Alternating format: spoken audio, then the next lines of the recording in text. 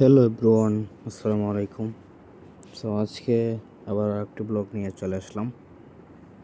আজকে আমরা চলে আসলাম হচ্ছে সুনামগঞ্জ।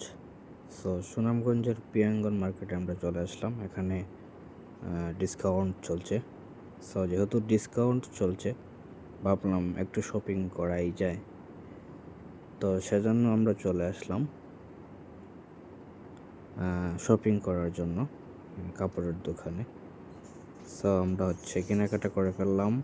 কেনাকাটা করার পরে, যেহেতু পিয়াঙ্গন মার্কেটের দিকে অনেক ফুড আইটেম পাওয়া যায়, আমরা ভাবলাম কী খাওয়া যেতে পারে। সবগুলো ফুডের দোকান আমরা দেখলাম হাঁটতে হাঁটতে। ভাবতেছি কী খাওয়া যায়। আবার পিয়াঙ্গন মার্কেটের দিকে আবার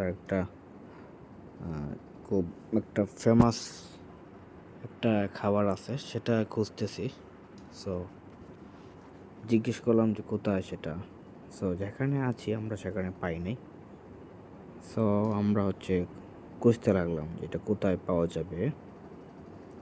আমরা খুঁজতে লাগলাম। খোঁজার পর আমরা একজনকে জিজ্ঞেস করলাম, বলছে যে অন্য সাইটে। আমরা কি করলাম, চলে গেলাম অন্য সাইটে। আমরা অন্য সাইটে যাচ্ছি এবং আমরা খাবো আজকে চালের রুটি আর গ্রিল পোড়া। আমরা যাচ্ছি, দেখতে পাচ্ছেন। তারপরেও খুঁজে পাচ্ছি না। এটা এখানেই ছিল, কিন্তু এখান থেকে এটা চলে গেছে। আমরা ফাইনালি খুঁজে পেয়েছি, দেখতে পাচ্ছেন। দাও দাও করে আগুনে জ্বলছে মুরগি পুড়তেছে। আমরা এটার খোঁজই করছিলাম। আমরা অলরেডি পেয়ে গিয়েছি। আমরা অর্ডার দিয়ে দিলাম যে আমাদেরকে দেওয়ার জন্য এবং সাথে রুটি দেওয়ার জন্য। আমরা দেখতেছি কিভাবে বানাচ্ছে। মোটামুটি খুব ভালোভাবে উনি পড়লেন, আমরা দেখলাম দাঁড়িয়ে দাঁড়িয়ে। এবং মানুষের ভিড় ছিল, সেজন্য একটু লেট হয়েছে আমাদের। আমরা দেখতেছি, গল্প করতেছি কীভাবে বানাচ্ছেন, দেখতেছি।